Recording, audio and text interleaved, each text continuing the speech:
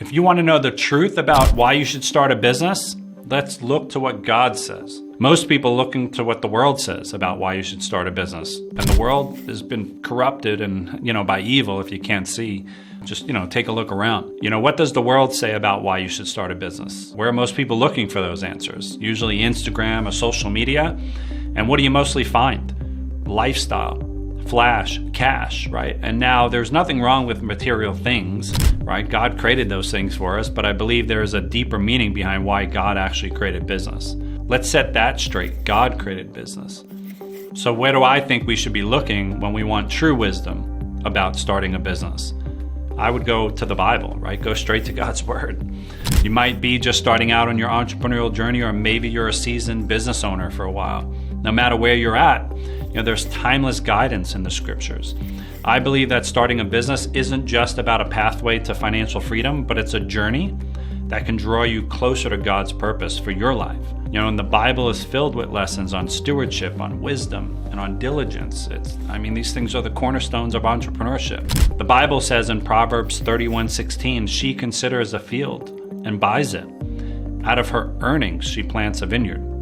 Right? This speaks directly to the entrepreneurial spirit of seeing potential in something, investing in business that yields fruit over time. It's about recognizing opportunities that others might see or might overlook, right? And acting upon them with wisdom and courage that most people don't have. Building a business takes commitment. It takes your time. It takes your energy and your focus. So you better understand the purpose behind business if you're going to invest all of that. Most people who teach or mentor about business will tell you, start with your why, clarify your why. Now, I'm not saying that's not important, but before that, you better understand why God created business. Now, your why is important, but God's why trumps yours 10 times over. Humans' whys, they usually have something to do with the desires of the flesh, right? Cars, houses, boats, all of life's comfort, right? But if you dig deep, you're not just driven by your own selfish desires. God has placed His desires in your heart to fulfill His purpose. So the question you should be asking yourself is, how does my business actually align with God's plan? And no need to worry, God's plans always result in prospering you. Our God that we serve is a good God, and He has good plans for you. In Jeremiah 29:11, it says, "For I know the plans I have for you, declares the Lord. Plans to prosper you and not harm you, plans to give you hope and a future." Right? So the quicker you can get your business aligned with God's purpose, the quicker you're actually going to see success. So what is God's purpose? Why did He create business? He created business so we can serve His other children.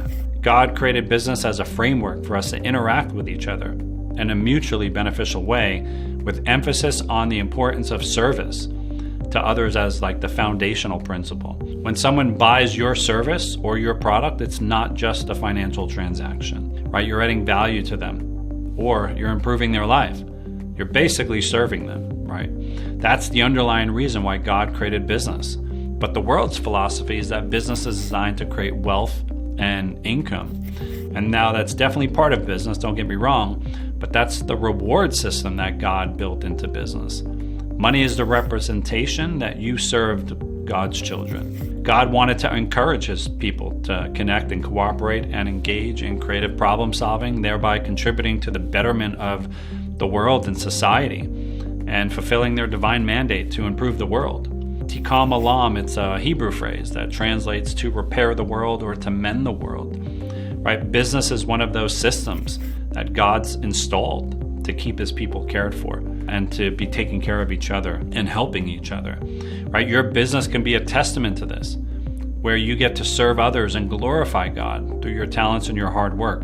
Colossians 3:23-24 tells us, whatever you do, work at it with all your heart, as for working for the Lord, not for human masters, since you know that you will receive an inheritance from the Lord as a reward, right? This is the essence of the entrepreneurial journey. The path will have challenges, but those obstacles, it's an opportunity to grow and persevere, not just for your own benefit, but as service to the Lord. Make God the CEO of your company. Ask Him for guidance on important decisions that need to be made. Let Him steer the ship. He's the captain and you're His first mate. Up until a few years ago, Pretty much the main reason I was building business was for my own selfish reasons, chasing the money and chasing the flash and the cash and the lifestyle. But during a 5-month business mastermind that my church hosted last year, my mindset was completely shifted. I received the revelation that the purpose for me building business was to actually serve God's children. And I hitched my business to that mission and that purpose, to God's kingdom, and everything changed, practically almost overnight. My business took off. I was more fulfilled. The income started doubling right away in month 1. And that year, my business brought in 3 times the revenue from the previous year. I firmly believe that God put desires in my heart, and He gave me talents to be able to fulfill those desires out in the world. And it's my job to steward it really, really well, right? The parable of the talents in Matthew 25:14-30, it emphasizes the importance of stewardship and the ethical management of our resources, right? As entrepreneurs, we're called to not only grow our business, but to do so in a manner that reflects integrity, fairness, and responsibility. It's about making the most of what we've been given, serving your customers with excellence, and contributing to building God's kingdom. Hopefully your perspective on business is starting to shift, right? If it has, and you decide to go out and start building a business, buckle up and get ready. Building a business takes work, and it's going to take faith. Stepping out in faith, it's inherent to both not only your spiritual journey, but also your entrepreneurial journey.